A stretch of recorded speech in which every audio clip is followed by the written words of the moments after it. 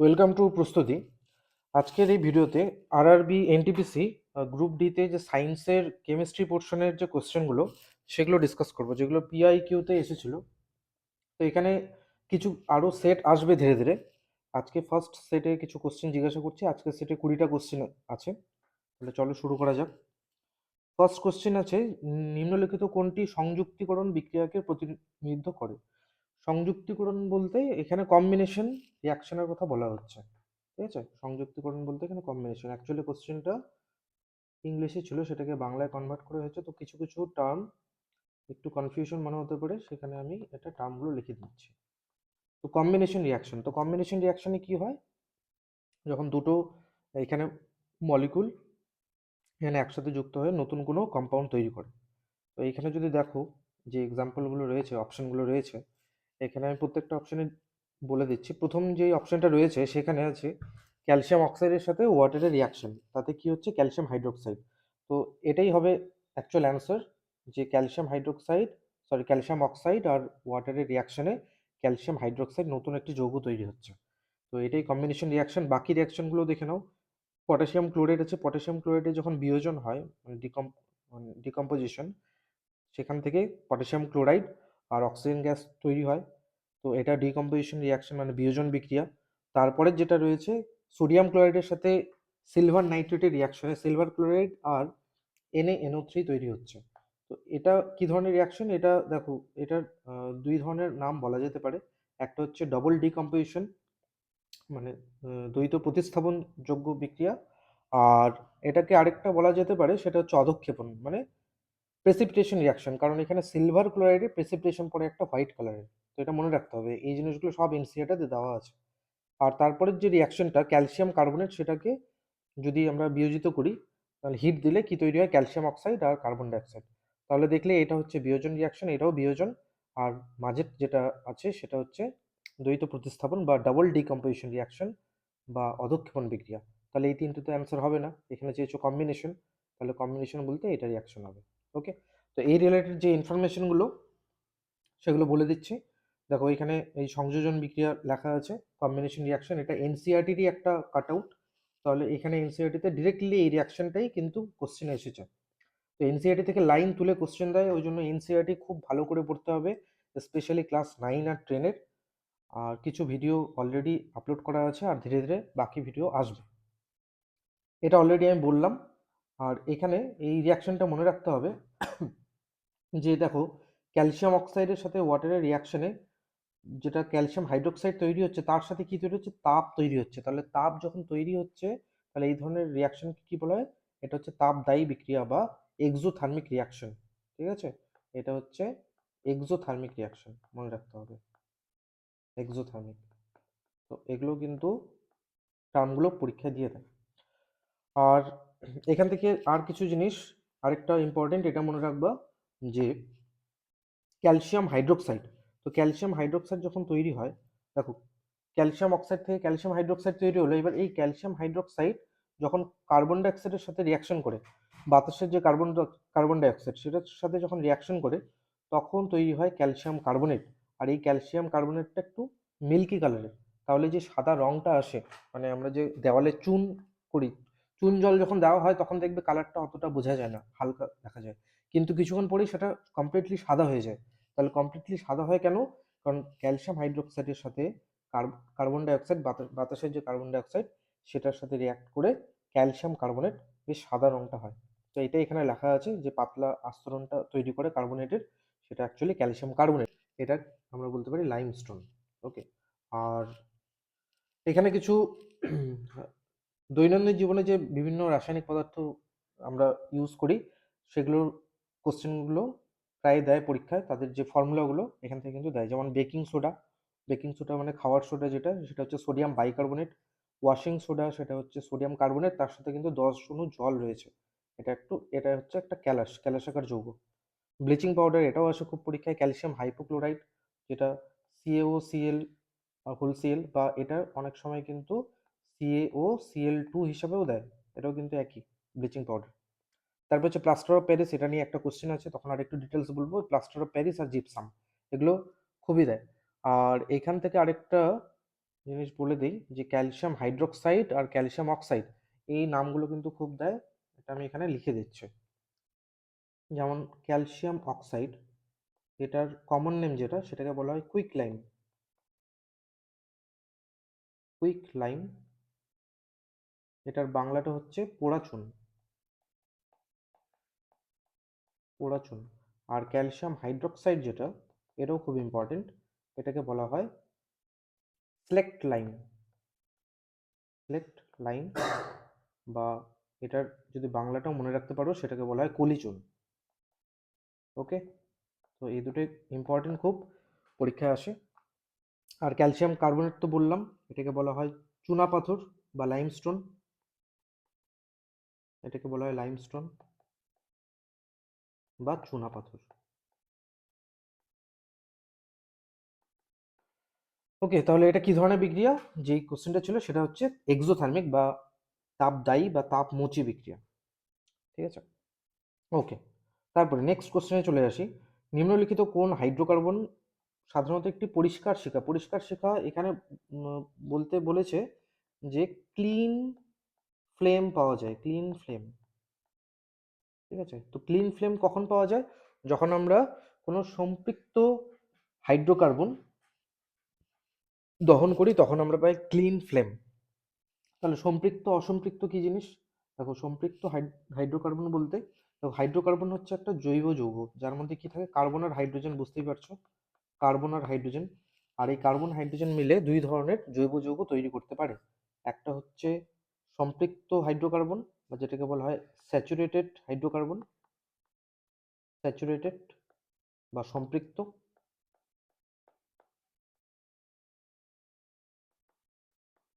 আর একটাকে বলা হয় অসম্পৃক্ত বা আনস্যাচুরেটেড। তাহলে কি করে বুঝবে কোনটা স্যাচুরেটেড কোনটা আনস্যাচুরেটেড? সেটা বোঝার টেকনিক হলো যে তোমরা জানো যে কার্বনের ভ্যালেন্সি কত, 4, তাই তো? কার্বনের যোজ্যতা হচ্ছে 4। তাহলে কার্বনের যখন 4টে বন্ড পরিষ্কার দেখা যাবে, মানে 4টে বন্ড হাইড্রোজেনের সাথে থাকবে, তখন সেটাকে, শুধু হাইড্রোজেন না, কার্বন কার্বনেও থাকতে পারে, মোট কথা 4টে সিঙ্গেল বন্ড থাকবে, তখন সেটাকে আমরা বলবো সম্পৃক্ত হাইড্রোকার্বন। যেমন এখানে আমি এঁকেছি, সেটা হচ্ছে মিথেন, রাইট? এটা হচ্ছে মিথেন। আর অসম্পৃক্ত কখন হবে? যখন কার্বন কার্বনের মধ্যে ডাবল বন্ড থাকবে, যেমন কার্বন ডাবল বন্ড, ট্রিপল বন্ডও থাকতে পারে। তো যদি ডাবল বন্ড বলি, যেমন এটাকে বলে ইথিন বা ইথিলিন। ঠিক আছে, মানে যদি সিঙ্গেল বন্ড থাকে সব, তাহলে বলবো স্যাচুরেটেড। অবশ্যই কার্বন হাইড্রোজেনের মধ্যে থাকতে হবে, কার্বন কার্বন সিঙ্গেল বন্ডও থাকতে পারে।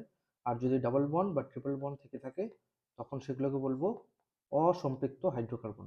তাহলে এখান থেকে একটা জিনিস দেখতে পাচ্ছ যে স্যাচুরেটেড হাইড্রোকার্বন সেটা একটা কার্বনের মধ্যেও সম্ভব, তাই তো? আর আনস্যাচুরেটেড হাইড্রোকার্বন, এখানে কিন্তু দুটো কার্বন লাগবেই, দুটো কার্বন ছাড়া কিন্তু আনস্যাচুরেটেড বা অসম্পৃক্ত হাইড্রোকার্বন তৈরি হবে না, কারণ আমরা দেখতে পাচ্ছি এখানে ডাবল বন্ড বা ট্রিপল বন্ড দরকার।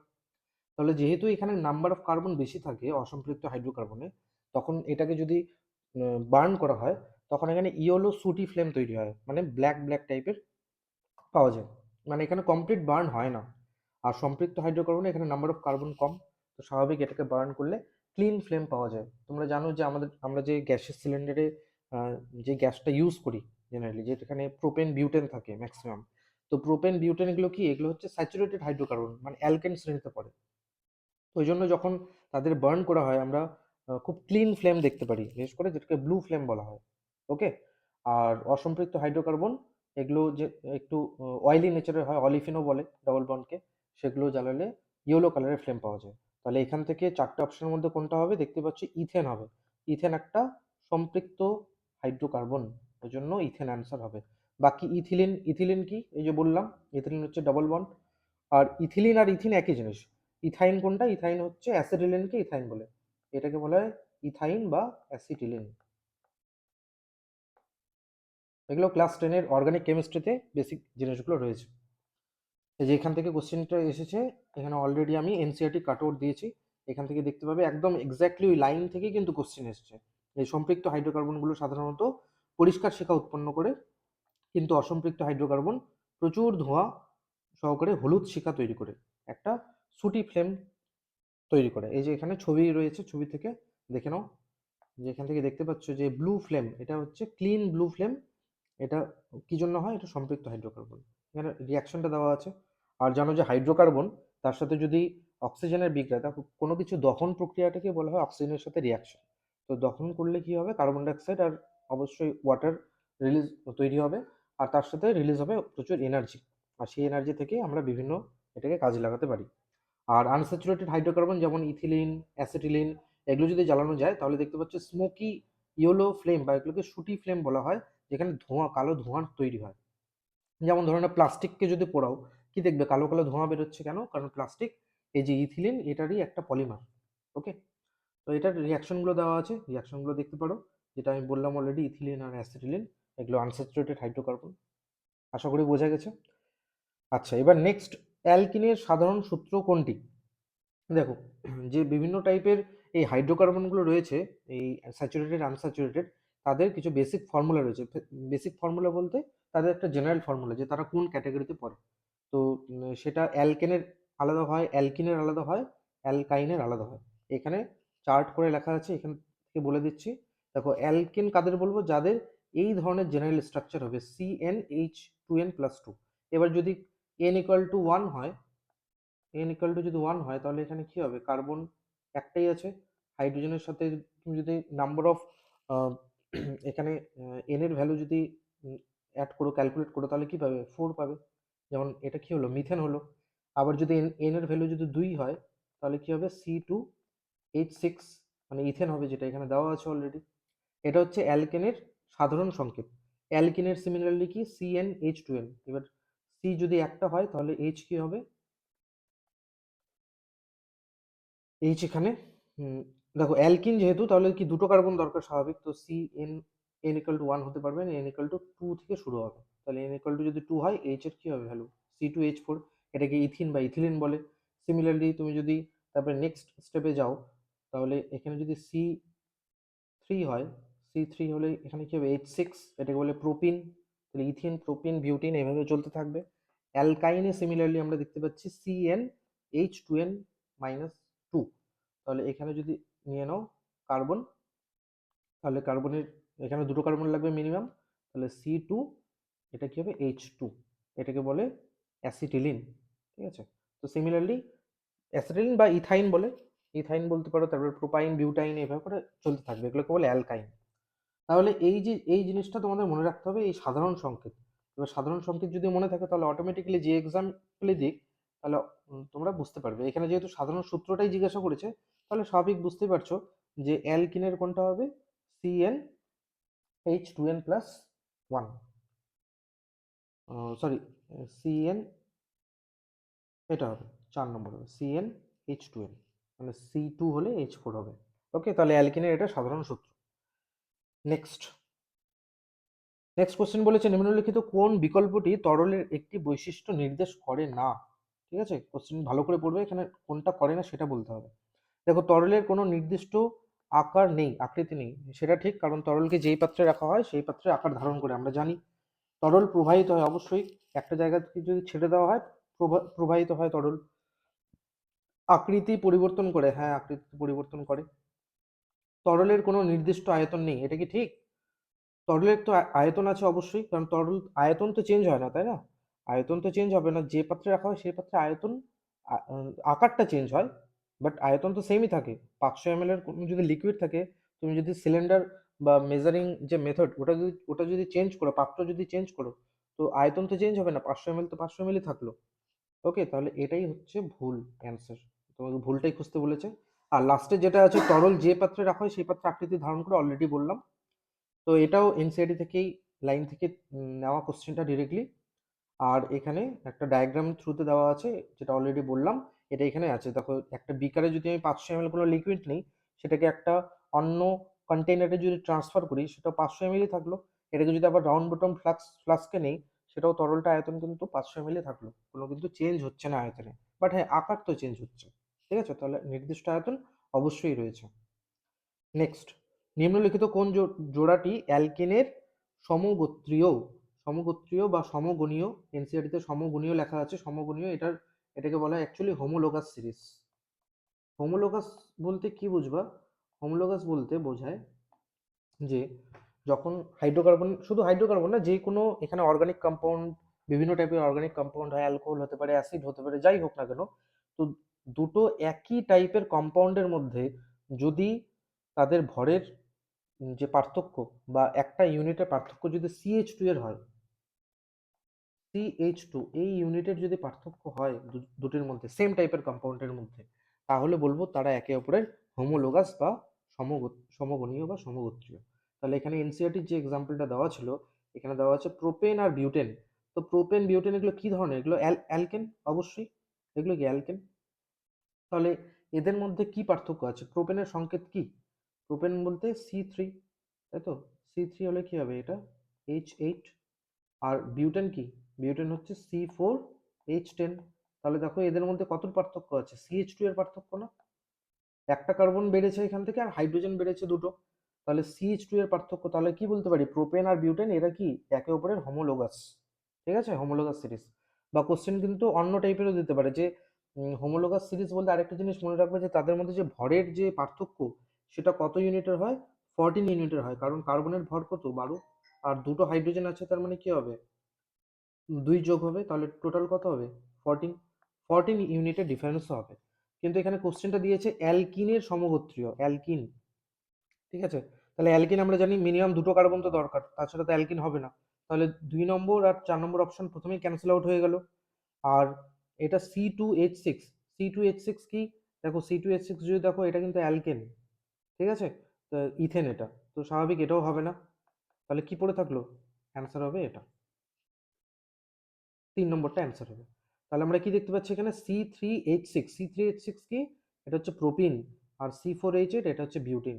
তাহলে এদের মধ্যেও যদি পার্থক্য দেখো, C3H6 আর C4H8 কত পার্থক্য আছে? CH2 ইউনিটের পার্থক্য আছে না? তাহলে কি বলবো? এরা একে অপরের হোমোলোগাস। আর যেহেতু দুটোই অ্যালকেন, তাহলে অ্যান্সার এটাই হবে। ওকে, এখানেও ডায়াগ্রামের থ্রুতে দেওয়া আছে, এটাও চাইলে দেখে নিতে পারো অ্যাট এ গ্ল্যান্স, এটা রিভিশন হয়ে যাবে।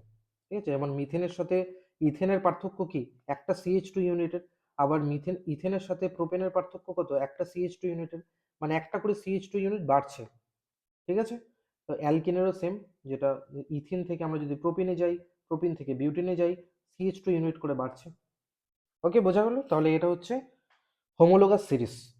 এটা অনেক ধরনের অর্গানিক কম্পাউন্ডের মধ্যে মধ্যে দেখা যায়, অ্যালকোহল হতে পারে, এস্টার হতে পারে, তারপরে অ্যাসিড হতে পারে, অ্যালডিহাইড, কিটোন, সব কিছুর মধ্যে হতে পারে। বাট মনে রাখবা যে CH2 এই ইউনিটের পার্থক্য থাকবে। আচ্ছা, তারপরের কোশ্চেনে আসি। এই কোশ্চেনটা এখানে বলেছে একটি আদর্শ গ্যাসের রুদ্ধচাপ সংকোচন। তাহলে রুদ্ধচাপ সংকোচন ব্যাপারটা কি? এটাকে বলা হচ্ছে অ্যাডিয়াবেটিক কম্প্রেশন। লেখা হচ্ছে এখানে, দেখো অ্যাডিয়াবেটিক কম্প্রেশন। তো এই টপিকটা বেসিক্যালি থার্মোডাইনামিক্স থেকে তোমাদের 9-10 এনসিইআরটি তে ডিরেক্টলি দেওয়া নেই এটা, বিশেষ করে ক্লাস 11-এর সিলেবাসের পার্ট এটা। কেমিস্ট্রি ফিজিক্স দুটোতেই আছে। তাহলে অ্যাডিয়াবেটিক কম্প্রেশন, তো এই জিনিসগুলো জানতে হবে। কম্প্রেশন মানে আশা করি সবার জানা, সংকোচন বোঝাচ্ছে, মানে যখন আমরা প্রেশার দিই। আর অ্যাডিয়াবেটিক কি? অ্যাডিয়াবেটিক বলবো ওই অবস্থাটাতে যখন একটা সিস্টেমের তাপের কোনো পরিবর্তন হচ্ছে না। ঠিক আছে, তাপের কোনো আদান প্রদান হয় না যখন সিস্টেমের সাথে পরিবেশের, তখন আমরা ওই সিস্টেমটাকে বলবো অ্যাডিয়াবেটিক কম্প্রেশন। তো এক্সাম্পল দিয়ে বোঝাই, না হলে এটা একটু বুঝতে সমস্যা হতে পারে। যেমন ধরে নাও, আমি যদি বলি, তোমরা লক্ষ্য করেছো যে যখন আমরা সাইকেলে পাম্প করি, তাই তো? সাইকেলে যখন পাম্প করি তখন এই ধরনের পাম্পারে কি থাকে? একটা পিস্টন টাইপের থাকে, তাই না? যেখান থেকে আমরা প্রেসার ক্রিয়েট করি। এটা ধরে নাও পাম্পার, আর এখানে এই পাইপ লাইন, যেটার থেকে সাইকেলে বা ফুটবলও হতে পারে, সাইকেলে হাওয়া ভরতে পারে। তো এবার যখন পিস্টনটায় আমরা যখন প্রেসার দিচ্ছি, এবার দেখো পিস্টনটা যখন প্রেসার দিচ্ছি, এটা কিন্তু টোটালি একটা কমপ্লিট সিস্টেম। ঠিক আছে, এটা টোটালি কমপ্লিট সিস্টেম। এখান থেকে কিন্তু ভেতরের যে কণাগুলো বের হওয়ার কিন্তু কোনো জায়গা নেই। তো যখন এখানে ভেতরে যে পার্টিকলগুলো আছে, এবার যখন তুমি প্রেসার দিচ্ছ, এবার যে কণাগুলো আছে, বাতাসের কণাগুলো যে আছে, সেই যে পার্টিকেলগুলো কি হবে? একে অপরের কাছে চলে আসবে অনেক। আর যখনই কাছে আসবে তখন কি হবে? তাদের মধ্যে খুব চাপ অনুভব হবে। চাপের জন্য কি হয়? তাপ বাড়তে থাকে। আর এই তাপটাই তাদের মধ্যে সঞ্চিত হয় কি হিসাবে? আভ্যন্তরীণ শক্তি হিসাবে। এটাকে বলে ইন্টারনাল এনার্জি। ঠিক আছে, এটা যদিও একটু কমপ্লেক্স পার্ট, এটা এত সহজে এখানে বোঝানো যাবে না। জাস্ট বোঝানোর জন্য বলছি যে যখন আমরা প্রেসার দেব কোনো একটা বদ্ধ সিস্টেমে, তখন কি হবে? যেহেতু তাপ পরিবর্তন হচ্ছে না, কারণ তাপটা কোথায় বেরোবে, জায়গা নেই বেরোবার। তখন এখানে কণাগুলো খুব কাছাকাছি আসতে শুরু করে, আসার ফলে এদের মধ্যে আভ্যন্তরীণ শক্তি সঞ্চিত হয়। এই আভ্যন্তরীণ শক্তি যখন বাড়তে থাকে তখন সেখানে তাপমাত্রাও বাড়তে থাকে। তাহলে আমরা ওই জন্য দেখি যে যখন পাম্প করি তখন এই জায়গাটা যদি হাত দিয়ে টাচ করো, দেখবে এই জায়গাটা গরম লাগছে। তো কেন গরম লাগে? কারণ যেহেতু সংকোচন হলো, আর রুদ্ধতাপ প্রক্রিয়া, রুদ্ধতাপ মানে তাপ আদান প্রদান হচ্ছে না, সেজন্য এখানে গরম, মানে টেম্পারেচার বেড়ে যায়, তাপমাত্রা বেড়ে যায়। তাহলে রুদ্ধতাপ সংকোচনের ফলে কি হচ্ছে? তাপমাত্রা বেড়ে যায়। এটাই হবে অ্যান্সার। বুঝা গেছে? তাপমাত্রা বেড়ে যায়। তাপ প্রবাহ হবে না, কারণ তাপ তো প্রবাহিত হতে পারছে না, এখান থেকে বাইরে থেকে সাথে আদান প্রদান তো হয় না। তো তাপমাত্রা বৃদ্ধি হয়। এবার যদি উল্টো প্রসেস বলি, যদি বলি রুদ্ধতাপ প্রসারণ, তখন কি হবে? তাপমাত্রা হ্রাস হবে। এখানে কিছু এক্সাম্পল দেওয়া আছে। যেমন ধরুন, হঠাৎ করে একটা টায়ার যদি ব্লাস্ট হয়ে যায়, তো টায়ারের মধ্যে কি থাকে? টায়ারের টিউবে আমরা জানি যে বাতাস থাকে, আর এটা উচ্চ চাপে থাকে। আর যখনই হঠাৎ করে ব্লাস্ট করার সময় কি হয়? ছোট্ট ছিদ্র দিয়ে যে ভেতরের যে বাতাসটা, ওটা খুব তাড়াতাড়ি স্পিডে বেরোয়। এবার যদি স্পিডে যখন বেরোচ্ছে, তখন কি হচ্ছে? বাতাসে প্রসারণ হচ্ছে না। আর যখনই প্রসারণ হচ্ছে, প্রসারণ হওয়ার সময় যে এনার্জিটা দরকার, সেই এনার্জি কোথা থেকে নেবে? এই যে টিউবের মধ্যে যে আভ্যন্তরীণ শক্তি সঞ্চিত ছিল, সেই শক্তিটাই কিন্তু কাজ করবে। আর যখন খুব ছোট্ট ছিদ্র দিয়ে এই এয়ারটা বাইরে বেরিয়ে আসে, তখন সেজন্য প্রসারণের জন্য শক্তি এই কাজ করলো, কাজ করার জন্য অটোমেটিক তাপমাত্রা কি হয়? কমে যায়। ওই জন্য যখন এই ব্লাস্ট হওয়ার সময় যে হাওয়াটা বেরোয়, এটা ঠান্ডা লাগে। এর থেকেও আরো ইজি এক্সাম্পল যদি বলি, আমরা যখন হাঁ করে মুখ দিয়ে হাওয়া বের করি তখন আমাদের গরম লাগে, কিন্তু যখন ফু করি তখন কি হয়? আহ, সেই হাওয়াটা ঠান্ডা লাগে। কেন লাগে? ওই একই জিনিস, যে ফু করে যখন বের করছে তখন অ্যাডিবেটিক কি হচ্ছে? এক্সপ্যানশন হচ্ছে, বা রুদ্ধতাপ বলতে পারি প্রসারণ হচ্ছে। প্রসারণ হলে কি হবে? তাপমাত্রা হ্রাস পাবে। সংকোচন হলে তাপমাত্রা বৃদ্ধি পাবে। আরো কিছু এক্সাম্পল আছে, আর এগুলো প্রত্যেকটাই কিন্তু পরীক্ষা আসার মতন। যেমন আরেকটা রয়েছে real life example, diesel engine. তো আমরা জানি যে পেট্রোল ইঞ্জিনে যেমন স্পার্ক প্লাগ থাকে, যেটা ইঞ্জিনটাকে চালিত করে, ঠিক আছে? কিন্তু ডিজেল ইঞ্জিনে সেরকম স্পার্ক প্লাগ বলে থাকে না। কেন থাকে না? কারণ ডিজেল ইঞ্জিনে কি হয়, এখানে যে এখানে যে ডিজেল থাকে, এবার ডিজেলের মধ্যে যে পিস্টনটা কাজ করে, পিস্টনটা জোরে ইনজেক্ট করার জন্য কি হয়? এখানে রুদ্ধচাপ সংকোচন হয়। এই সংকোচন হলে কি হবে? তাপমাত্রা বাড়বে। আর তাপমাত্রা এতটাই বেড়ে যায়, মানে 500 ডিগ্রি সেন্টিগ্রেড প্রায় হয়ে যায়। তখন কি হবে? অটোমেটিক এই ডিজেলটা, ওখান ডিজেলের যে মানে ডিজেলটা যে স্প্রে হবে, ওখান থেকে যে ডিজেলটা স্প্রে হয় ইঞ্জিনে, সাথে সাথে ওখানে ইগনিশন শুরু হয়ে যায়, যেটাকে বলে প্রজ্বলন। তাহলে এখানে আলাদা কোনো স্পার্ক প্লাগের ইউজ হলো না। কেন হচ্ছে না? কারণ এখানে কি হয়?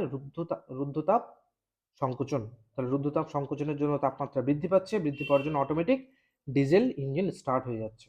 ওই জন্য এটাকে কম্প্রেশন ইঞ্জিনও বলা হয়, বা স্পন্টেনিয়াস ইঞ্জিনও বলা হয়, স্পন্টেনিয়াস ইগনিশন। তাহলে এটা মনে রাখবে যে কেন ডিজেল ইঞ্জিনে স্পার্ক প্লাগ ইউজ হয় না। এক লাইনে অ্যান্সার, সেটা হচ্ছে তার মধ্যে অ্যাডাবেটিক, আমরা কি দেখতে পাচ্ছি? কম্প্রেশন দেখতে পাচ্ছি, সংকোচন। ক্লিয়ার? সিমিলারলি বাতাসের মধ্যে দিয়ে যখন শব্দ যায়, তখন এটা কিন্তু একটা রুদ্ধতাপ প্রক্রিয়া। এটাও কিন্তু পরীক্ষা দেয় যে শব্দের যে বিস্তার, এটা কি ধরনের প্রক্রিয়া? এটা হচ্ছে রুদ্ধতাপ প্রক্রিয়া। কারণ বাতাসে যখন শব্দ যায় সেটার জন্য দুটো স্টেপ হয়। একবার সংকোচন হয় পার্টিকেলগুলো, একবার কি হয়? রেয়ারফেকশন বা প্রসারণ হয়। তো তাতে কি হয়? যে টোটাল যে তাপমাত্রা, সেই তাপের কিন্তু কোনো চেঞ্জ হচ্ছে না। আর এটা দিয়েছিল কোন বিজ্ঞানী? তার নাম হচ্ছে ল্যাপলেস। এটাও মনে রাখতে পারো সাথে। তো এই তিনটে এক্সাম্পল কিন্তু খুব আসে পরীক্ষায়, সেজন্য আলাদা করে দিয়েছি। এটা পরে একবার দেখে নেবে। আশা করি বোঝা গেছে। আর ওয়ান লাইনের এটা মনে রাখবা। আর যেহেতু এটা থার্মোডাইনামিক্সের থিওরেম দিয়ে বোঝানো যায়, সেটা তোমাদের এখন জানার দরকার নেই। এর একটা ফর্মুলা আছে, ঠিক আছে? তো ওই ফর্মুলা দিয়ে এটা করা যায়, ঠিক আছে? তো আপাতত ফর্মুলাটা লাগছে না, পরে বলে দেবো যখন থিওরি পড়াবো। নেক্সট, এটা একদম ডিটো এনসিইআরটি থেকে তুলে দেওয়া কোশ্চেন, যে অ্যালুমিনিয়াম সালফেট আর বেরিয়াম ক্লোরাইড, এটা বলেছে যে এটার কি করতে বলেছে? এটার ব্যালেন্স করতে বলেছে। খুবই ইজি। আচ্ছা, তো ব্যালেন্স তো আশা করি তোমরা সবাই করতে পারবে। ব্যালেন্স মানে কি? দুই দিকে লেফট হ্যান্ড সাইড আর রাইট হ্যান্ড সাইড, মানে রিয়াক্টেন্ট আর প্রোডাক্ট, বিক্রিয়ক আর বিক্রিয়াজাত পদার্থ যেগুলো আছে, তারা যাতে সেম থাকে, তাদের যাতে ভরটা সেম থাকে। তাহলে এটা কেন দরকার? কারণ এখানে একটা থিওরি আছে, law of conservation of mass, ভরের সংরক্ষণ সূত্র। এটা ল্যাভোইসিয়ার দিয়েছিল, ঠিক আছে? এটা মনে রাখবে, এটাও এনসিইআরটি তে রয়েছে।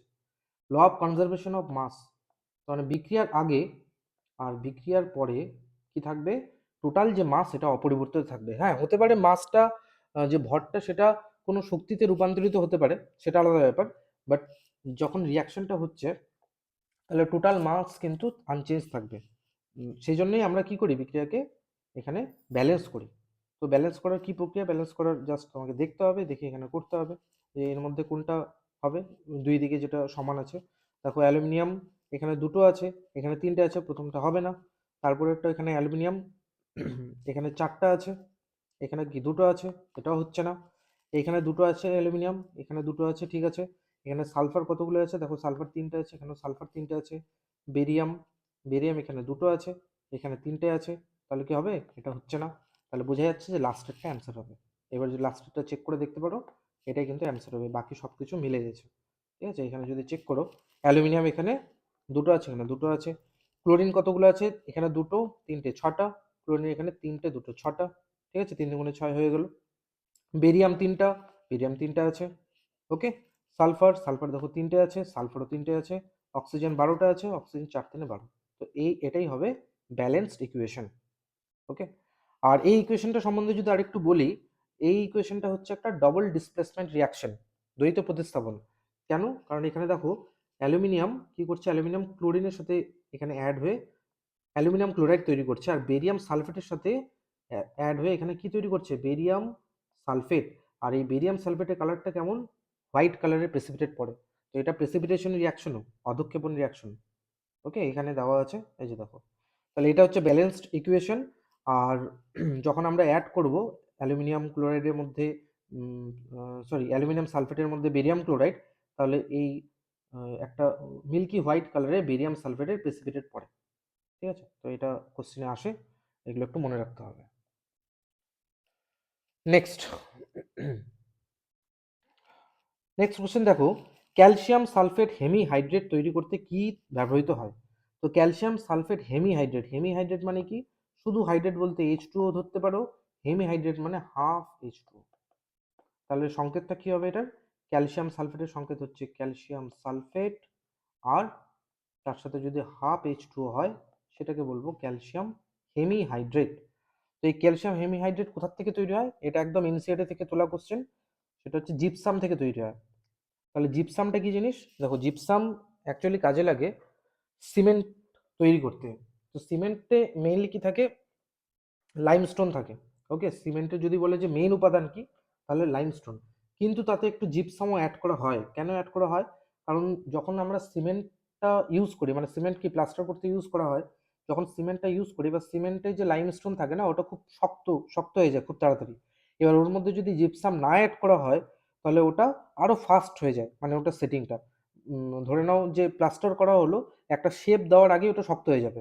সেই জন্য কি করা হয়, একটু জিপসাম অ্যাড করা হয়। তো জিপসাম কি করে, যে সিমেন্টিং এর যে রেটটা, মানে শক্ত হয়ে যে রেট, সেটাকে একটু কমিয়ে দেয়।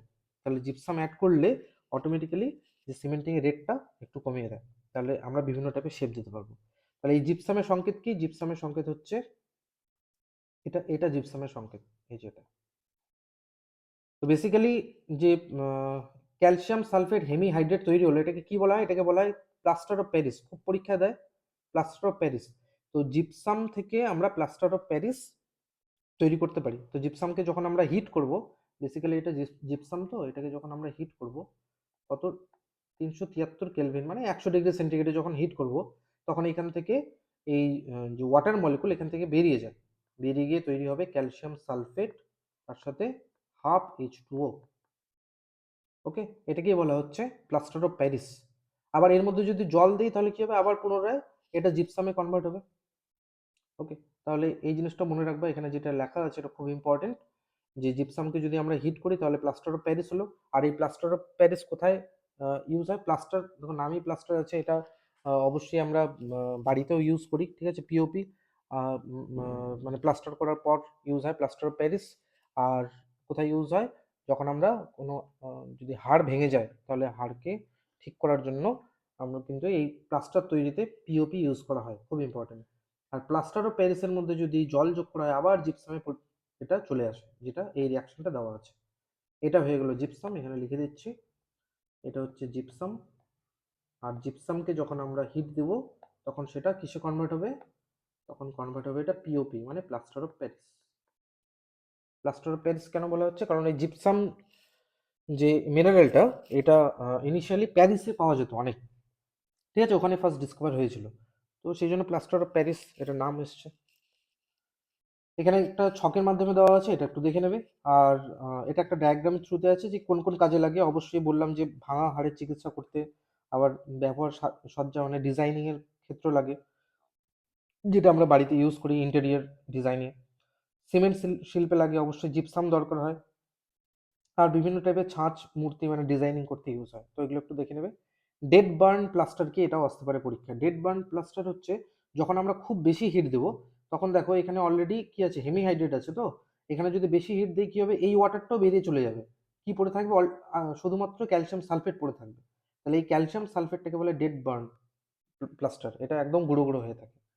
ওকে, নেক্সট, নিম্নলিখিত কোন ধাতু কপার সালফেট দ্রবণ থেকে কপারকে স্থানচ্যুত করবে, মানে এটাকে ডিসপ্লেসমেন্ট রিয়াকশন থেকে জিজ্ঞাসা করেছে, এটাও এনসিইআরটি তে আছে ডিরেক্টলি। তো প্লাটিনাম, লোহা, সোনা, রূপা, এটা জানার জন্য তোমাদের জানতে হবে রিঅ্যাক্টিভিটি সিরিজ। তো মেটাল রিঅ্যাক্টিভিটি সিরিজটা এটা মুখস্থ করে নেবে, কারণ যে কোনো কিছু আসতে পারে। তো এখানে আমরা দেখব যত আমরা নিচের দিকে যাই তত মেটালের রিঅ্যাক্টিভিটি কমতে থাকে। ওকে, তো এখানে কোনটা দিয়েছে, প্লাটিনাম, লোহা, সোনা, রূপা। তো মনে রাখবা যে প্লাটিনাম, সোনা, রূপো, তো এগুলো কি, এগুলো হাইড্রোজেনের নিচে, আর হাইড্রোজেনটাকে আমরা স্ট্যান্ডার্ড ধরি। হাইড্রোজেনের যত উপরের গুলো আছে সব বেশি রিঅ্যাক্টিভ, হাইড্রোজেনের যে নিচে থাকে এগুলো হচ্ছে কম রিঅ্যাক্টিভ। তো সোনা, রূপো, প্লাটিনাম এগুলো হচ্ছে নোবেল মেটাল বলে। কেন নোবেল মেটাল? মানে নিষ্ক্রিয় ধাতু, সহজে এরা কারোর সাথে রিয়াক্ট করে না। এই জন্যই তো এদেরকে রিয়াক্ট করার জন্য স্বর্ণকারের দোকানে কি ইউজ করা হয়, সেটা অ্যাকোয়ারিজিয়া। অ্যাকোয়ারিজিয়াতে এগুলো দ্রবীভূত হয়। অ্যাকোয়ারিজিয়া কি, তার মধ্যে 3 ভাগ HCl থাকে আর 1 ভাগ নাইট্রিক অ্যাসিড থাকে। তো এখানে কোশ্চেনটা করেছে যে তাদের মধ্যে কোনটা বেশি রিয়াক্টিভ। তো স্বাভাবিক প্লাটিনাম, সোনা, রূপো তো হবে না, কি অ্যান্সার হবে, লোহা হবে। ঠিক আছে, আচ্ছা কোনটা রিয়াক্টিভ জিজ্ঞাসা করেনি, করেছে হচ্ছে কপার সালফেট থেকে কপারকে স্থানান্তরিত করতে পারে। তাহলে এখানে আমরা দেখছি সিরিজে যে আয়রনের যে জায়গাটা কোথায়, অনেকটা উপরে কপার থেকে, তাহলে আয়রন কি কপারের থেকে বেশি রিয়াক্টিভ? তাহলে আয়রন কি করবে, কপারকে ডিসপ্লেস করে দেবে, মানে ওখান থেকে সরিয়ে দেবে। কোথা থেকে? কপার সালফেট থেকে। এই যে দেখছো রিয়াকশনটা লেখা আছে, তাহলে কি করবে আয়রন, এই কপার সালফেটের এখান থেকে কপারটাকে সরিয়ে দেবে, আর এখানে আয়রনের সাথে সালফেট যুক্ত হয়ে কি তৈরি হবে, ফেরাস সালফেট। আর কপারটা ফাইনালি কি হবে, এখানে বিজারণ হয়ে যায়, কপার কপার 2+টা বিজারণ হয়ে কপার তৈরি করবে। বেসিক্যালি এটা রেডক্স রিয়াকশন, মানে জারণ বিজারণ প্রক্রিয়া দুটোই হয়। এখানে যদি রিয়াকশনটা আমি লিখে দিই, তো প্রথমে আয়রন আছে, আয়রন কি করবে, এখান থেকে দুটো ইলেকট্রন বেরিয়ে যাবে, এখান থেকে তৈরি করবে Fe2+, আর দুটো ইলেকট্রন বেরিয়ে গেলো, এটাকে বলে জারণ প্রক্রিয়া। আর বিজারণটা যদি বলি, Cu2+, মানে কপার সালফেটে কপার কি চার্জ আছে, Cu2+। এই যে দুটো ইলেকট্রন বেরোলো, এই দুটো ইলেকট্রন এখান থেকে অ্যাকসেপ্ট করে নিয়ে কপার কি হতে চাইবে, বিজারিত হতে চাইবে। ঠিক আছে, কপার খুব তাড়াতাড়ি বিজারিত হতে চাইবে, কপার 2+টা। তাহলে এই যে কপার মেটাল তৈরি হচ্ছে, এই কপার মেটালটা কেমন দেখতে, এই বাদামি কালারের দেখতে। তাহলে এখানে এক্সপেরিমেন্টে দেখতে পাচ্ছ যে প্রথমে কপার সালফেট সলিউশন ছিল বিকারে, কপার সালফেটের কালার কি, ব্লু কালারের সলিউশন। যখন আমরা একটা লোহার পেরেক দিচ্ছি, তখন এই লোহাটা কি করছে, কপার সালফেট থেকে কপারটাকে পৃথক করে দিচ্ছে, আর ফেরাস সালফেট তৈরি করছে, আর ফেরাস সালফেটের কালার হলো গ্রিন, ওই জন্য এই সলিউশনের কালারটা গ্রিন হয়ে যাচ্ছে। আশা করি বোঝা যাচ্ছে। আর এই যে কপারটা, এই কপার 2+টা কি হচ্ছে, দুটো ইলেকট্রন নিয়ে বিজারিত হচ্ছে কপার রূপে, আর এই কপারের কালারই হচ্ছে বাদামি রঙের। দেখো পেরেকের কালারটা বাদামি হয়ে গেছে, মানে এখানে কপার, এখানে কপার একটা আস্তরণ পড়ে গেছে। বোঝা গেল? তো এই অবজারভেশন থেকে কিন্তু কোশ্চেন আসে যে কেন কালার চেঞ্জ হচ্ছে, বা কপার সালফেটের কালার ব্লু কালার, আয়রন দিলে কেন এটা গ্রিন কালার হয়ে যাচ্ছে। গ্রিন কালারটা কেন হচ্ছে, কারণ ফেরাস সালফেটের জন্য, ফেরাস সালফেটের কালার হচ্ছে গ্রিন। আশা করি বোঝা গেল, এটা এই অবজারভেশন বেসেও কিন্তু কোশ্চেন আসতে পারে।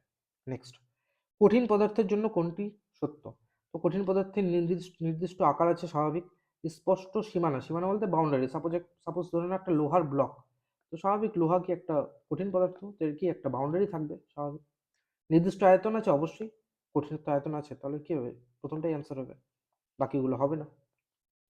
আর এখানে কঠিন তরল আর গ্যাসের মধ্যে পার্থক্য আছে, খুব বেসিক জিনিস, একবার করে দেখে নেবে।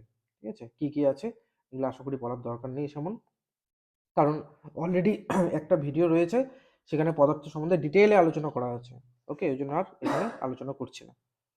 নেক্সট, নিম্নলিখিত কোনটি একটি জারণের উদাহরণ নয় বলেছে, মানে জারণ প্রক্রিয়া উদাহরণ নয়। তাহলে জারণ কি জিনিস, জারণ বিজারণ এই জিনিসটা একটু দেখে নাও। তো জারণ আর বিজারণ এখানে দু তিনটা কনসেপ্ট আছে।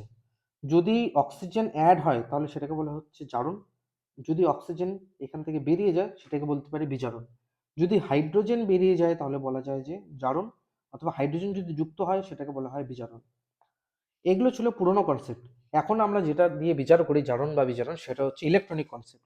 যদি কোনো মৌল ইলেকট্রন যদি ছেড়ে দেয় তাহলে সেটাকে বলবো জারণ প্রক্রিয়া, আর যদি ইলেকট্রন কোথাও একসেপ্ট হয়, গেইন করে, তখন আমরা বলবো বিজারণ। এবার যদি ইলেকট্রন ছেড়ে দেয় তখন কোনো পজিটিভ চার্জ কি হবে, এর চার্জ বৃদ্ধি পাবে। মানে এখানে দেখো ফেরাস আয়ন ছিল Fe2+, তো Fe2+ থেকে যখন একটা ইলেকট্রন বেরিয়ে যাবে তখন কি Fe3+ হবে। তো এখানে ভাববে না যে Fe2+ থেকে Fe+ হবে, কারণ Fe2+ থেকে যখন একটা ইলেকট্রন বেরোচ্ছে তখন ইলেকট্রন বেরোচ্ছে, তাহলে কি হবে, পজিটিভ চার্জ বাড়ছে, ওই জন্য এখানে পজিটিভ চার্জটা বেড়ে গেল। তাহলে 2 থেকে 3 হলো কখন হবে, যখন জারণ প্রক্রিয়া হয়। তাহলে জারণ প্রক্রিয়া মনে রাখবা যে যোজ্যতা বৃদ্ধি পায়, আর বিজারণ প্রক্রিয়ায় কি হয়, যোজ্যতা হ্রাস পায়, কারণ একটা ইলেকট্রন নিল মানে কি পজিটিভ চার্জ হ্রাস পেলো, ওই জন্য 3 থেকে 2-তে আসলো। এটা যাতে কনফিউশন না হয়। এবার কোশ্চেনে আসি। এখানে বলছি নিম্নলিখিত কোনটা জারণ প্রক্রিয়া নয়। এটা খুব বেসিক কোশ্চেন জিজ্ঞাসা করেছে। দেখো এই তিনটেতে আমরা দেখতে পাচ্ছি যে অক্সিজেন অক্সিজেন এখানে যুক্ত হচ্ছে, তাই তো? অক্সিজেন যুক্ত হওয়াকে কি বলে, জারণ প্রক্রিয়া বলে। তাহলে এই তিনটে তো হবে না, কারণ এখানে কোনটা জারণ প্রক্রিয়া নয় বলেছে। তো স্বাভাবিক আমাদের অ্যান্সার কি হয়ে যাবে, 3 নম্বরটা অ্যান্সার হয়ে যাবে, মানে AgCl থেকে Ag আর Cl2। আর এটা কি ধরনের রিয়াকশন, এটা হচ্ছে বিয়োজন রিয়াকশন, ঠিক আছে, ডিকম্পোজিশন। তো সিলভার ক্লোরাইড, সিলভার ব্রোমাইড এগুলোকে যদি সানলাইটে রেখে দেওয়া হয় তখন সেটা বিয়োজিত হয়ে যায়। এবার যদি আরেকটু ভালো করে অবজার্ভ করো না, এটাও কিন্তু জারণ বিজারণ একসাথে দেখা যায়।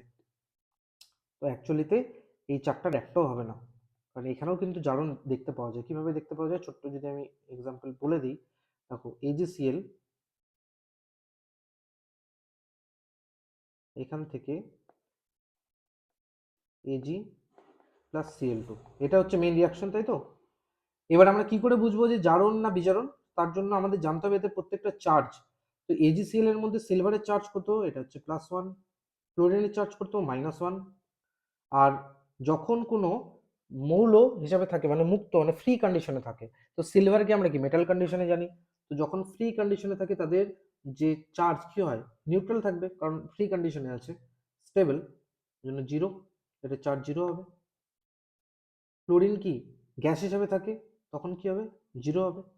তাহলে দেখো এইখানে প্লাস চার্জ থেকে +1 থেকে 0 হচ্ছে, তাহলে +1 থেকে 0 হচ্ছে, তার মানে কি এখানে একটা,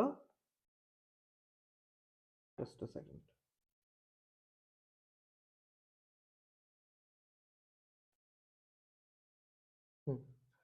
তাহলে +1 থেকে 0 হচ্ছে, তার মানে এখানে একটা ইলেকট্রন গেইন হচ্ছে, ঠিক আছে। ইলেকট্রন গেইন হওয়াকে কি বলে, বিজারণ বা রিডাকশন। ওকে। আর যখন এইখান থেকে -1 থেকে 0 হচ্ছে, তার মানে কি একটা ইলেকট্রন বের করে দিয়েছে, ইলেকট্রন বের করে কি বলে, জারণ প্রক্রিয়া। তাহলে দেখলে তো এখানেও কিন্তু জারণ হচ্ছে। তো সেই হিসাবে দেখতে গেলে একটাও কিন্তু অপশনে কারেক্ট হবে না। বাট যদি এই অক্সিজেন দেওয়া নেওয়াটাকে কনসিডার করো তাহলে বলা যায় যে 3 নম্বরটাই অ্যান্সার, নো ডাউট। বাট এখানেও আমরা দেখলাম যে জারণ বিচরণ কিন্তু একসাথে হচ্ছে। তো বেসিক্যালি জারণ বিচরণ রিয়াকশন একসাথে হয়, এটাকে রেডক্স রিয়াকশন বলে। বোঝা গেল? নেক্সট নেক্সট 12 নম্বর, নিকেল অনুঘটকের উপস্থিতিতে উদ্ভিজ্জ তেলের হাইড্রোজেনেশন প্রক্রিয়াটাকে কি বলা হয়? তো দেখো উদ্ভিজ্জ তেল কি জিনিস এটা আগে জানতে হবে। উদ্ভিজ্জ মানে ভেজিটেবল অয়েল, যেটা ভেজিটেবল অয়েলে কি থাকে, এগুলো মেইনলি অ্যালকিন থাকে, ঠিক আছে। অ্যালকিন বলতে কি বলছিলাম একটু আগে, যে অসম্পৃক্ত হাইড্রোকার্বন, ঠিক আছে, অসম্পৃক্ত হাইড্রোকার্বন। তো অসম্পৃক্ত হাইড্রোকার্বন মানে কি, ওখানে carbon carbon double bond triple bond থাকতে পারে। তো যখন ডাবল বন্ড ট্রিপল বন্ড থাকে তাদের মধ্যে যদি হাইড্রোজেন যুক্ত হয় তখন কি হবে, সম্পৃক্ত হবে। তো এই যে প্রক্রিয়াটা, অ্যাড হওয়ার প্রক্রিয়াটা, এটাকে বলা হয় সংযোজন বিক্রিয়া বা অ্যাডিশন রিয়াকশন, ঠিক আছে। অ্যাডিশন রিয়াকশন কাদের হয়, অসম্পৃক্ত হাইড্রোকার্বনদের অ্যাডিশন রিয়াকশন হয়।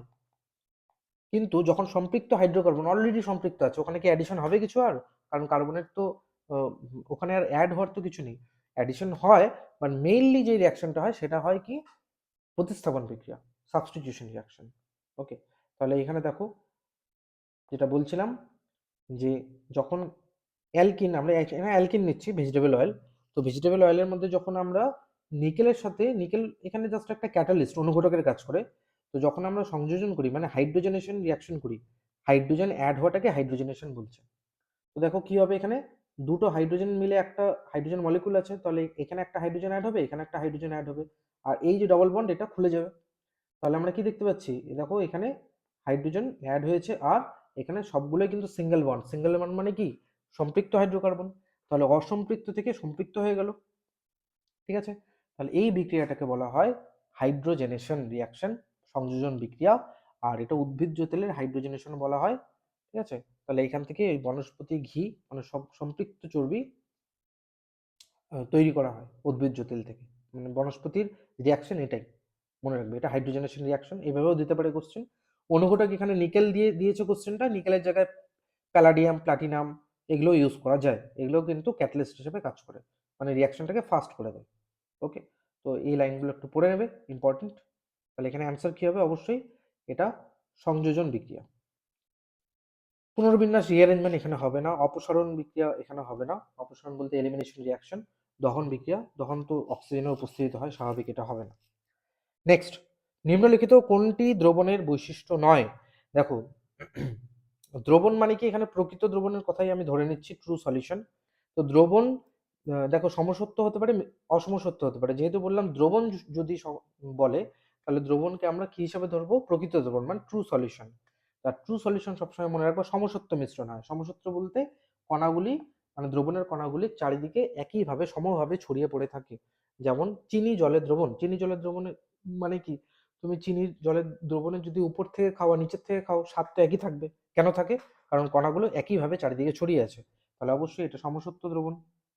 তারপর অত্যন্ত ছোট কণার আকারের কারণে কণাগুলি দ্রবণের মধ্যে দিয়ে যাওয়া আলোক রশ্মি বিক্ষিপ্ত করে না।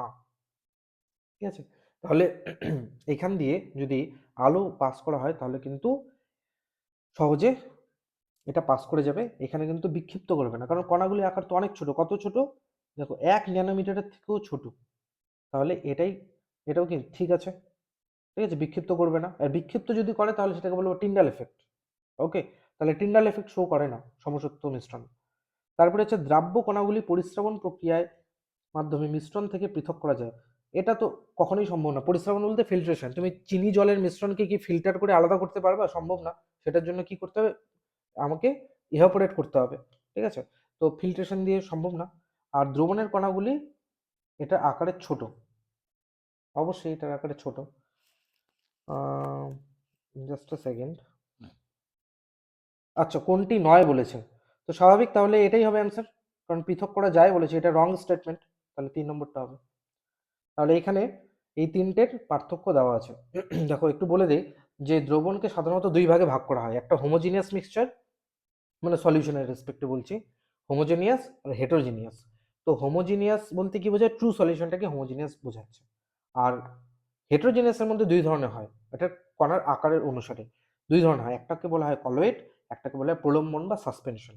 তো প্রকৃত দ্রবণের কি কি এগুলোর ক্যারেক্টারিস্টিক বৈশিষ্ট্য দেখে নাও। যে সমসত্ব দ্রবণ, সমসত্ব দ্রবণ কি হবে, দেখো কণাগুলো সুষমভাবে এখানে সাজানো আছে, তাই তো, সেটাকেই বলা হচ্ছে প্রকৃত দ্রবণ। আর কলয়েডে কি হয়, পার্টিকেলগুলো একটু একটু ছড়িয়ে থাকে, সেভাবে দেখা যায় না, ছোট্ট হয়, মানে কখনো দেখা যায় কখনো দেখা যায় না, যেমন ভাতের মারে বোঝা যায় না, কিছু আছে বোঝা যায়। কিন্তু আবার কোলগেট জলের যদি মিশ্রণ নাও তখন পার্টিকেল একটু দেখা যায়। মিল্ক, দুধ, দুধটা কিন্তু একটা কলয়েড, কিন্তু বোঝা যায় না, পার্টিকেলগুলো দেখা যায় না। ব্লাড, ব্লাড কিন্তু কলয়েড, কিন্তু আমরা ব্লাড বেরোলে সেটাকে আমরা কণাগুলো সহজে খালি চোখে পৃথক করতে পারি না। প্রলম্বন কি, প্রলম্বন হচ্ছে ধরে নাও কাদা আর জলের মিশ্রণ করলাম, একটু ঘেটে দিলাম, কিছুক্ষণ পরে দেখবো থিতিয়ে পড়বে, ওই থিতিয়ে যে পড়ছে এটাকে বলা হয় প্রলম্বন। ঠিক আছে, কিছুক্ষণ পরে দুটো আলাদা লেয়ার হয়ে যায়। কণার আকার স্বাভাবিক, প্রকৃত দ্রবণে অনেক ছোট হবে, 1 ন্যানোমিটার থেকে ছোট। কলয়েডে একটু বড় হয়, সেটা কত, 1 থেকে 1000 ন্যানোমিটারের মধ্যে। আর এখানে তারপরে প্রলম্বনে কি হবে, প্রলম্বনে আমরা পাবো যে 1000 ন্যানোমিটার থেকেও বেশি হয়, যেমন বললাম বালি জলের মিশ্রণ। ঠিক আছে, এখানে দেখতে পাওয়া যায়। আর টিন্ডাল এফেক্ট, টিন্ডাল এফেক্ট কি, যখন লাইট এই সলিউশনের মধ্যে দিয়ে পাস করে লাইটের পাথটাকে দেখা যায়, লাইটের পথটাকে দেখা যায়। ধরে নাও অন্ধকার ঘরে তুমি যদি লাইট জ্বালাও, ফ্ল্যাশ লাইট অন করো, দেখতে পাবে অনেক ধূলিকণা দেখা যায়, তাই না? তো ওটাই কি, ওটা হচ্ছে টিন্ডাল এফেক্ট, যখন পার্টিকেলগুলো আলোর সাথে কি করে বিক্ষেপণ করে, ঠিক আছে? সেটা কি স্ক্যাটারিং। তো স্ক্যাটারিং এর জন্য আমরা লাইটের পাথটাকে দেখতে পাই, এটাকে বলা হচ্ছে colloid. Colloid, sorry, Tyndall effect. তো টিন্ডাল এফেক্ট কলয়েডেও দেখা যায়, আবার প্রলম্বনেও দেখা যায়। তো প্রলম্বনে দেখো দেখা যেতেও পারে, আবার নাও যেতে পারে, এটা নিয়ে কিন্তু কোশ্চেন আসে, অনেক সময় কনফিউশন থাকে। দেখো প্রলম্বনে কি হয়, যে বললাম কিছুক্ষণ পর থিতিয়ে পড়ে। এবার থিতিয়ে পড়ার পর উপরের যে লেয়ারটা, এটা তো খুব ক্লিয়ার সলিউশন হয়ে গেলো, তাই না? এবারে ক্লিয়ার সলিউশন হয়ে যাওয়ার পর এইখান থেকে যদি পাস করো, লাইট কিন্তু পাস হয়ে চলে যাবে, পাথ দেখা যাবে না, যেহেতু ক্লিয়ার সলিউশন। কিন্তু যখন অস্থায়ী থাকে, তখন যখন এই কণাগুলো ছড়িয়ে থাকে, তখন কি হবে, তখন আমরা দেখতে পাবো। তো এটা ডিপেন্ড করছে কি টাইপের। ওকে, তো উদাহরণ অলরেডি বললাম, যে সমসত্ব মানে যেখানে ক্লিয়ার সলিউশন থাকবে, চিনি জলের সলিউশন বা লবণ জলের সলিউশন। ওকে, আর যদি কলয়েড হয়, কলয়েড কি, মিল্ক একটা কলয়েড, রক্ত কিন্তু কলয়েড। মিল্কের মধ্যে দেখো, কলয়েডের মধ্যে কি হয়, দুই ধরনের ফেজ থাকে, একটা হচ্ছে বিস্তার মাধ্যম আর একটা হচ্ছে বিস্তৃত দশা। বিস্তার মাধ্যম যেটা বেশি পার্ট থাকে, লিকুইড পার্ট থাকে, সেটা বিস্তার মাধ্যম। যেমন দুধের মধ্যে যে লিকুইড পার্ট থাকে, ঠিক আছে, ওর মধ্যে কি থাকে, প্রোটিন পার্টটা থাকে, কেসিন থাকে। ওকে, রক্তের মধ্যে কি থাকে, প্লাজমাটা হচ্ছে মানে মেইনলি যেটা লিকুইড পার্ট। আর ওর মধ্যে আমরা জানি যে লোহিত রক্তকণিকা, শ্বেত রক্তকণিকা, অনুচ্চক্রিকা, এগুলো ভেসে বেড়ায়, ঠিক আছে? তো এই জিনিসগুলো, যেমন কুয়াশা, ঠিক আছে, কুয়াশার মধ্যে, কুয়াশা কিসের মিশ্রণ, কুয়াশার মধ্যে আমরা দেখবো গ্যাস, গ্যাসের মধ্যে লিকুইড হতে পারে, ঠিক আছে? আবার যদি ধোঁয়া বলো, ধোঁয়ার মধ্যে, গ্যাসের মধ্যে কি কঠিনের মিশ্রণ। এগুলো সব কিন্তু কলয়েডের উদাহরণ। আবার কাদা জল, চকের গুঁড়ো, চকের গুঁড়োর সাথে হ্যাঁ, চকের গুঁড়ো বলা যেতে পারে, এটা সাসপেনশন, কিছুক্ষণ পর থিতিয়ে পড়ে। নেক্সট, দ্বিগুণ আহিত হিলিয়াম আয়নকে, এটা কোনটি হিসাবে পরিচিত? আচ্ছা, হিলিয়াম আয়ন কি, দেখো, হিলিয়াম হচ্ছে এটা, হিলিয়াম আমরা জানি, হিলিয়ামের যে পারমাণবিক সংখ্যা সেটা 2, আর ভর সংখ্যা হচ্ছে 4। তো বলেছে যে দ্বিগুণ আহিত, দ্বিগুণ আহিত বলতে 2+, 2+ কখন হবে, যখন দুটো ইলেকট্রন বের করে নেব। তো যখন দুটো ইলেকট্রন বের করে নেব, দেখো পারমাণবিক সংখ্যা বলতে কি বোঝায়, পারমাণবিক সংখ্যা বলতে বোঝায় এর মধ্যে প্রোটন সংখ্যা কটা, দুটো, ইলেকট্রন সংখ্যা কটা, দুটো, ঠিক? এবার যদি দুটো ইলেকট্রন বের করে নিই, তাহলে হিলিয়াম কি হবে, হিলিয়াম 2+ হয়ে যাবে না? কিন্তু হিলিয়াম 2+ হয়ে যাওয়ার পরও প্রোটন সংখ্যা কি পরিবর্তন হবে? অবশ্যই না। প্রোটন সংখ্যা কখনোই পরিবর্তন হবে না ইলেকট্রন বের করলে, কারণ প্রোটন সংখ্যা যদি পরিবর্তন হয়, তাহলে সেই মৌলটাই চেঞ্জ হয়ে যাবে। প্রোটন সংখ্যা হচ্ছে বলতে পারো যে কোনো মৌলের আইডেন্টিটি কার্ড, ঠিক আছে? প্রোটন সংখ্যা কখনোই চেঞ্জ হয় না। তাহলে এখান থেকে দুটো ইলেকট্রন বের হলো, তাহলে কি হলো, এটা যেটা কোশ্চেনে জিজ্ঞাসা করছে, দ্বিগুণ আহিত হিলিয়াম, তাহলে এটাই হচ্ছে তোমার দ্বিগুণ আহিত হিলিয়াম। তাহলে এই দ্বিগুণ আহিত হিলিয়ামটাকে কি বলা হয়, এটাকে বলা হয় আলফা রে। আলফা কি জিনিস, আলফা রে, এগুলো হচ্ছে বিভিন্ন ধরনের কণা। তো এই কণাগুলো কখন রিলিজ হয়, দেখো আলফা বিটা গামা, এই কণাগুলো রিলিজ হয় যখন কোনো মৌল আনস্টেবল থাকে, অস্থায়ী হয়। যেমন যেগুলো হেভি মেটাল হয়, যেমন ইউরেনিয়াম, প্লুটোনিয়াম, এগুলো কি হয়, তাদের যে নিউট্রন প্রোটন মানে তাদের যে নিউক্লিয়াসটা, তাদের নিউক্লিয়াসটা হয় অস্থায়ী হয়। কেন নিউক্লিয়াসটা অস্থায়ী হয়, একটা জিনিস মনে রাখবা, যাদের নিউট্রন বাই প্রোটন রেশিও 1-এর থেকে বেশি, তাদের কি হয়, নিউক্লিয়াসটা অস্থায়ী হয়। তখন, কারণ তোমরা জানো যে পরমাণুর যে নিউক্লিয়াস, সেই নিউক্লিয়াসে কি থাকে, নিউট্রন প্রোটন একসাথে থাকে। কিভাবে থাকে, তাদের মধ্যে নিউক্লিয় বল আদান প্রদান হয়। তো এই যে তাদের যে রেশিওটা, নিউট্রন সংখ্যা বা প্রোটন সংখ্যার রেশিও যদি 1-এর থেকে বেশি হয়, তখন তারা অস্থায়ী হয়ে পড়ে। তখন কি করে, স্থায়ী হওয়ার জন্য এই ধরনের কণাগুলোকে রিলিজ করে, আলফা বিটা গামা এগুলো রিলিজ করে, ঠিক আছে? আর রিলিজ করার পর তারা স্থায়ী হয়। যেমন এখানে একটা এক্সাম্পল দিয়েছি, দেখো ইউরেনিয়াম, ইউরেনিয়াম আনস্টেবল। কেন আনস্টেবল, যদি এটা ক্যালকুলেট করো, তার নিউট্রন সংখ্যা প্রোটন সংখ্যার যদি রেশিও বের করো, দেখবে 1-এর থেকে বেশি হচ্ছে। তো তখন কি হয়, এটা কি করে, এটার থেকে তখন আলফা রিলিজ হবে, আলফা রিলিজ হয়ে এখানে, আলফা রিলিজ হওয়া মানে কি, দেখো আলফা রিলিজ হওয়া মানে হচ্ছে এই হিলিয়ামটাই রিলিজ হওয়া। হিলিয়ামের মধ্যে কি থাকে, 4টে, ভর সংখ্যা 4 আর পারমাণবিক সংখ্যা 2। তাহলে আলফা রিলিজ হওয়া মানে হিলিয়াম রিলিজ হওয়া। তাহলে হিলিয়াম যদি রিলিজ হয়, তাহলে এই মেইন ভর সংখ্যা পরমাণু সংখ্যা থেকে কমে যাবে। ভর সংখ্যা কত, 4 ইউনিট কমবে, আর পরমাণু সংখ্যা 2 ইউনিট কমবে। তাহলে এই 4 ইউনিট 2 ইউনিট কমে ইউরেনিয়াম থেকে থোরিয়াম তৈরি হবে। সিমিলারলি প্লুটোনিয়াম থেকেও কি হবে, ইউরেনিয়াম আর হিলিয়াম তো বেরোচ্ছে, তাহলে আলফা পার্টিকেল বেরোলে ইউরেনিয়াম তৈরি হবে, আর এখান থেকে এই এটা 4 ঘর কমবে আর এটা 2 ঘর কমবে পারমাণবিক সংখ্যা। ঠিক আছে, এগুলো একটু দেখে নেবে। তাহলে এটাকে বলা হচ্ছে আলফা কণা। এখানে দেওয়া আছে বেসিকটা, যে এটাকে বলা হয় প্যারেন্ট নিউক্লিয়াস, যেখান থেকে আলফা বেরোচ্ছে। এটাকে বলা হয় ডটার নিউক্লিয়াস। ওকে, আর ডটার নিউক্লিয়াসের সাথে কি হবে, আলফা পার্টিকেল রিলিজ হবে, আলফা পার্টিকেলের সাথে কিছু এনার্জিও হয়। ঠিক আছে, সিমিলারলি বিটা কণা, বিটা কণা বলতে ইলেকট্রনকে বোঝায়। ঠিক আছে, ইলেকট্রন ইলেকট্রনকে বোঝায়। আর গামা হচ্ছে, এটা গামা যদি রিলিজ হয়, গামাতে কোনো কিছু চেঞ্জ হবে না, ভর সংখ্যা পরমাণু সংখ্যা কিছুই চেঞ্জ হয় না, কারণ গামা হচ্ছে নিষ্ক্রিয়, নিউট্রাল। ওকে, তাহলে আলফা চেঞ্জ হলে কি হবে, শুধু পারমাণবিক সংখ্যা 2 কমবে আর ভর সংখ্যা 4 কমবে। বিটা রিলিজ হলে কি হবে, বিটা রিলিজ হলে এখানে একটা ইলেকট্রন, বলতে পারো বিটা রিলিজ হচ্ছে, তার মানে এখানে এক পরমাণু সংখ্যাটা বাড়বে। মানে সাপোজ যদি আমি এক্সাম্পল দিই, ধরে নাও কার্বন, কার্বনের একটা রেডিও অ্যাক্টিভ আইসোটোপ হচ্ছে C14।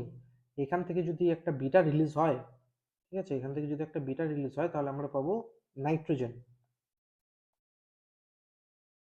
বিটাকে এইভাবে ধরা, কারণ বিটা মানে ইলেকট্রন, ইলেকট্রনের ভর নেই, শূন্য, আর চার্জ কত, -1, আর কি এনার্জি, আর এখানে এনার্জি তৈরি হয়, মানে ইলেকট্রন ভোল্ট দিয়ে দেখাই আমরা। ওকে, তাহলে দেখো এখানে যদি ক্যালকুলেট করো, এখানে ভর সংখ্যা কত ছিল, 14 ছিল, তাহলে নাইট্রোজেনের কি 14, ঠিক আছে। আর এখানে যদি পরমাণু সংখ্যা দেখো 6 ছিল, 6 থেকে 7 হলো, তাহলে এখানে কি পরমাণু সংখ্যা বাড়ছে। কেন বাড়ছে, কারণ একটা বিটা রিলিজ হচ্ছে, বিটা কি -1 চার্জ, ওই জন্য। ওকে, আর এর যদি নিউট্রন বাই প্রোটন রেশিও দেখো, সেটা দেখবে একের থেকে বেশি আছে। আর এর যদি নিউট্রন বাই প্রোটন রেশিও দেখো, এটা এক এক হবে। ওই জন্য এটা, এই যে C14 আইসোটোপটা কি রিলিজ করছে, বিটা কণা রিলিজ করছে। ওই জন্য C14 যে আইসোটোপ, এটাকে রেডিও অ্যাক্টিভ আইসোটোপ বলে। কারণ এটা কোশ্চেনে আসে যে কার্বনের একটি রেডিও অ্যাক্টিভ যে আইসোটোপ, সেটার নাম কি, এটা হচ্ছে C14। ওকে, বোঝা গেল। তাহলে এখানে কিছু তুলনা করা আছে, এটা একটু দেখে নেবে। গামা হচ্ছে তড়িৎ চুম্বকীয় তরঙ্গ, তারপরে ভেদন ক্ষমতা সব থেকে বেশি গামার, মনে রাখবা, আলফা সব থেকে কম। এই জিনিসগুলো একটু দেখে নিতে হবে। তো যেহেতু ভিডিওটা লেন্দি হচ্ছে, তাহলে আজকে 15 নাম্বার কোশ্চেনটা করে এখানে স্টপ করছি। নেক্সট ক্লাসে বাকি কোশ্চেনগুলো ডিসকাস হবে। নেক্সট, নিম্নলিখিত কোনটি অসমসত্ব মিশ্রণের উদাহরণ। অসমসত্ব মিশ্রণ বলতে কি বোঝায়, একটু আগে বলে দিলাম, যে যেখানে কণাগুলো কি হবে, চারিদিকে সমভাবে ছড়িয়ে থাকবে না। ঠিক আছে, যেমন জল চিনি, জল চিনি কি সমসত্ব, স্বাভাবিক। জলের মধ্যে কপার সালফেট ডিজলভ হয়ে যায়, নীল রঙের, একটু আগে দেখালাম, তাহলে এটাও কি হবে, সমসত্ব। জলে লবণ অবশ্যই সমসত্ব। জলে তেল, দেখো তেলের ঘনত্ব আলাদা, জলের ঘনত্ব আলাদা, তেলের ঘনত্ব অনেক কম, ওই জন্য তেল জলের মধ্যে দিলে কি হবে, তেল উপরে ভেসে বেড়ায়, জল কি নিচে থাকে, কারণ জলের ঘনত্ব বেশি। তো জল তেলের মিশ্রণটা হেটেরোজেনিয়াস মিক্সচার। আর জল তেলটাকে ভালোভাবে বলা যায় যে কলয়েড। কলয়েডের মধ্যে একটা টাইপ আছে, সেটাকে বলা হয় ইমালশন। তো জল তেলের মিশ্রণটা হচ্ছে একটা ইমালশন। ওকে, মনে রাখবা, এই জল তেলের মিশ্রণটা, এটা হচ্ছে একটা ইমালশন।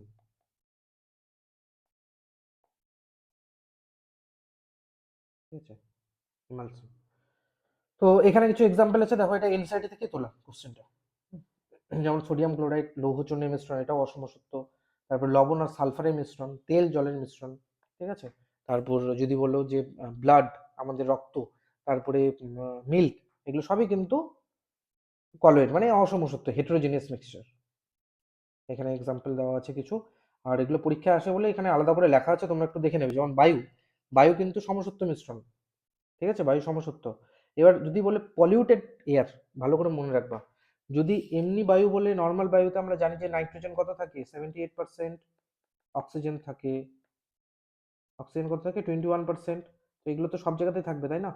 এবার যদি পলিউটেড এয়ার বলে, পলিউটেড এয়ার মানে কি, স্বাভাবিক ওই ওই বাতাসে শুধু নাইট্রোজেন অক্সিজেন তো নেই, তার পাশাপাশি কি আছে, তার পাশাপাশি আরো কিছু সালফার ডাইঅক্সাইড থাকতে পারে, নাইট্রোজেন ডাইঅক্সাইড থাকতে পারে।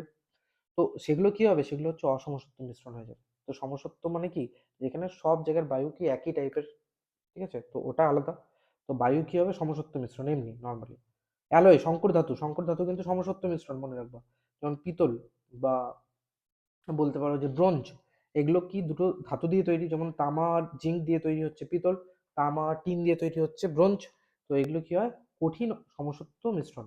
মানে তুমি পিতলের বা ব্রোঞ্জের একটা পার্ট ভেঙে তুমি বলতে পারবে না এখানে তামা বেশি আছে, ব্রোঞ্জ কম আছে। তো সমভাবে ছড়িয়ে আছে। ঠিক আছে, দুধ, রক্ত, এগুলো বললাম। গান পাউডার, এটা পরীক্ষায় আসে, এটাও কিন্তু অসমসত্ব মিশ্রণ, মনে রাখবা। পটাশিয়াম নাইট্রেট থাকে এর মধ্যে, সালফার থাকে আর চারকোলের মিশ্রণ থাকে। আর মিশ্রণগুলোকে কিভাবে পৃথক করা হয় এটা তো যদিও একটু লেন্দি টপিক হয়ে যাবে, এখানে জাস্ট একটু দেখে নেবে। এটা নিয়ে ডিটেলে অলরেডি ডিসকাশন রয়েছে আমাদের, একটা প্লেলিস্ট দেখবে যে এনসিআরটি সায়েন্স বলে রয়েছে, ওখানে আমি প্রথম দুটো চ্যাপ্টার ডিসকাস করেছি অলরেডি। তো ফার্স্ট কিংবা সেকেন্ড চ্যাপ্টারের মধ্যে আছে, আশা করি সেকেন্ড চ্যাপ্টারে এটা পাবো। সেকেন্ড চ্যাপ্টারে অলরেডি এটা খুব ডিটেলে ডিসকাশন করা আছে, আর সেখান থেকে কিছু এমসিকিউ আছে। তো তোমরা অবশ্যই যাও আমাদের চ্যানেলে গিয়ে, সেখানে প্লেলিস্টে গিয়ে সেই ভিডিওগুলো দেখে নাও। আর নেক্সট এভাবে ভিডিও আসতে থাকবে। আর যেহেতু এই ভিডিওটা লেন্দি হলো, সেই জন্য এখানে লেকচারটা শেষ করছি। আরও কিছু কোশ্চেন ছিল, চেষ্টা করবো এরপরে আরেকটু শর্টে করার ডিসকাশনগুলো, যাতে তোমাদের বেশি কোশ্চেন করাতে পারি। ওকে, তাহলে আমাদের চ্যানেলটাকে ফলো করে রেখো। আর আশা করি ভালো করে পড়াশোনা করছো, কারণ তোমাদের এই মাসেই এনটিপিসি এক্সাম আছে, তারপরে গ্রুপ ডি এর এক্সামও হবে কয়েক মাস পরে। ভালো করে সবাই এক্সাম দিও, আর ভিডিওগুলো দেখতে থেকো। তোমাদের কিছু যদি রিকোয়ারমেন্ট থাকে, কিছু কোনো যদি ডাউট থাকে, তাহলে সেটা কমেন্ট বক্সে তোমরা লিখতে পারো। Thank you.